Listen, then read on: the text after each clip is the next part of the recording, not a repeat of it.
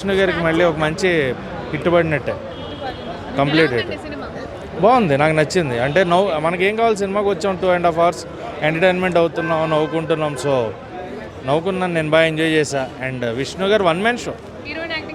Heroine నైన్సారిగా performance బాగుంది, చాలా క్యూట్ ఉంది, బబ్లీ ఉంది చక్కగా. బట్ విష్ణు గారు ఉన్నప్పుడు నాకు ఆయన కంప్లీట్గా స్టోల్ చేశారు షో అంతా కూడా. 2.5 hours ఆయన సత్య గారు వాళ్ళ మధ్యన కామెడీ. రెగ్యులర్ స్టోరీ, కొత్త స్టోరీ ఏం లేదు. హీరోయిన్కి ఒక దోషం అంటారు, దాని నుంచి ఎలా బయటపడ్డారు, పడ్డారా లేదా, ఏం జరిగింది, ఆ దోషం నిజమా కాదా అనేది జాతకాలు జ్యోతిష్యాలు పేలుతాయి, ఖచ్చితంగా పేలుతాయి. ఆయన అంటే శ్రీ విష్ణు గారి సినిమాలు ఎలా అంటే కామెడీ వచ్చినా నవ్వుకోలేవు అనమాట గట్టిగానే. ఎందుకంటే నవ్వుకుంటూ ఉంటే ఇంకో డైలాగ్ మిస్ అయిపోతామేమో అని భయం వస్తూ ఉంటుంది. ఎందుకంటే ఆయన వేసే పంచులు డైలాగ్ డబ్బింగ్లో ఆ చిన్న చిటుకుమని ఒక పంచ్ వస్తుంది కదా, అది మిస్ అయిపోతామేమో, నవ్వాలన్నా కూడా ఫీల్ వస్తుంది అనమాట. అరే నవ్వితే ఇంకో డైలాగ్ మిస్ పక్కన వాళ్ళతో మాట్లాడితే ఇంకో డైలాగ్ మిస్ అయిపోతాము. సో ఆ పంచులు ఆయన అలా పేలుతూనే ఉంటాయి. సో వన్ మ్యాన్ షో కంప్లీట్గా. ఉన్నాయి, చాలా ఉన్నాయి సినిమాలో. అంటే కొన్ని సాంగ్స్ కానీ, వానా వానా వానా సాంగ్ ఒకటి, లేదా డబ్బింగ్ చెప్పేటప్పుడు కొన్ని సీక్వెన్సెస్ కానీ, పొలిటికల్ రిఫరెన్స్ కొన్ని సీక్వెన్సెస్ కానీ ఉన్నాయి.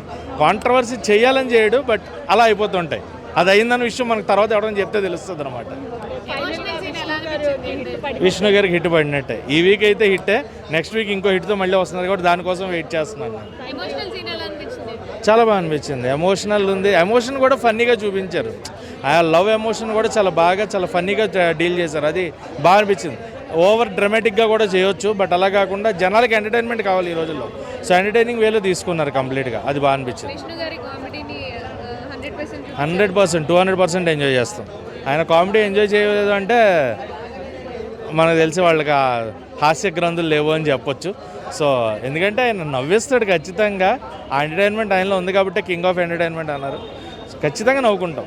మనకి నవ్వాలి అని లేకపోయినా, ఎవరన్నా నేను నవ్వకూడదని ఇలా ఉందామన్నా లోపల నవ్వుకొని చచ్చిపోతారనమాట. ఇంక ఇదే కదా విష్ణు విన్యాసం కంప్లీట్గా. సో విష్ణు గారి విన్యాసాలు చూడడానికి థియేటర్కి వచ్చేయండి. బాగుందండి, చాలా విన్యాసంగా ఉంది.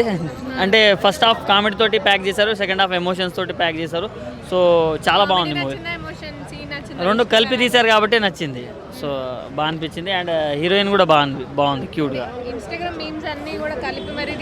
అంటే ఒక 2-3 మీమ్స్ పెట్టారు, బట్ దానికి మనం చాలా వైబ్ అవుతాం. బట్ ఏదో మీమ్స్ తోటే నింపేశారని చెప్పలేము. ఎందుకంటే విష్ణు అన్న న్యాచురల్గా కామెడీ చేస్తారు కాబట్టి. ఫ్రెషే, విష్ణు అన్న ఏం చేసినా ఫ్రెషే. సో చాలా ఫ్రెష్గా అనిపించింది నాకైతే. యా, అదే చాలా క్యూట్గా అనిపించింది వాళ్ళిద్దరి కాంబినేషన్ కావచ్చు, ఆమె చేసే చిన్న జోక్స్ కావచ్చు, చాలా బాగా అనిపించాయి. నాకా ఇట్లా అదేదో అది నచ్చింది నాకైతే. యా, డైలాగ్ ఏం లేదు, వెళ్ళి గుడు అంటారు ఏదో, అదే నచ్చింది నాకైతే. యా,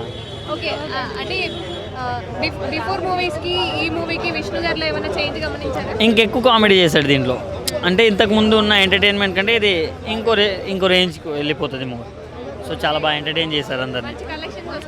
కలెక్షన్స్ గురించి పక్కన పెడితే వచ్చిన వాళ్ళు మాత్రం అరే పక్కా మూవీ చూసాం కదా అనే సాటిస్ఫాక్షన్ తోటి బయటికి వెళ్తారు. ఫ్యామిలీ కూడా చూడొచ్చు. యాక్చువల్లీ ఫ్యామిలీ మూవీయే, అర్థమైన వాళ్ళకి అర్థమైనట్టు ఉంటుంది. కామెడీ కూడా మినిమం డిగ్రీ చేసిన వాళ్ళు అంటారు కదా, చిన్న పిల్లలకు విష్ణు అన్న డైలాగ్స్ అర్థం కావని నేను అనుకుంటున్నాను. నేను సరిగా బాగుందిలే. Yeah, good night, thank you అన్న.